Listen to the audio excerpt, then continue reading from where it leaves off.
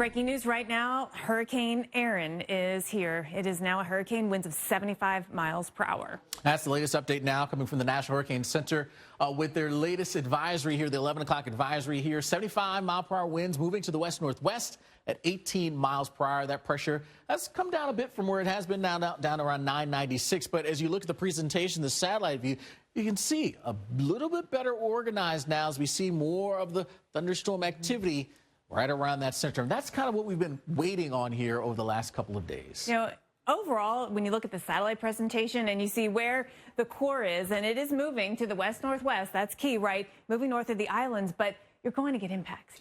You can see it. Yeah, I mean, we're already seeing when you start looking at the radar, there are some of those showers that are already starting to try to sneak their way on in there. So impacts will be felt, maybe not the worst, but impacts nonetheless. When you take a look at the projected path, again, the general path remaining generally the same. The core of the system, the center is staying north of the islands and then curving towards the north as we move our way through early next week. But the other change, Jen, is the forecast intensity. That has come up to 140 mile per hour. So now we're talking category 4.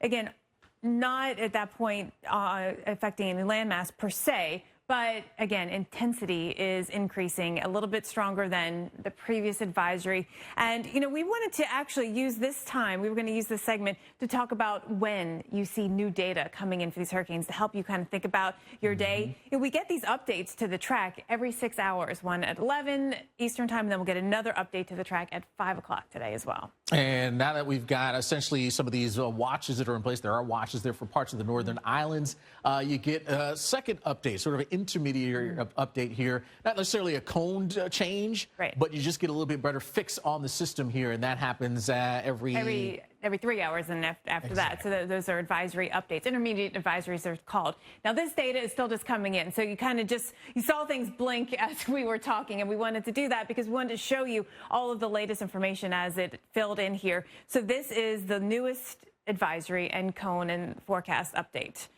Yeah, so winds 140, still projected to stay offshore of the U.S. And at this point, the core of the center is forecast to stay to the west of Bermuda. So right between the East Coast and then the area of Bermuda. So that continues to remain pretty steady, and that's kind of been the case here for quite some time.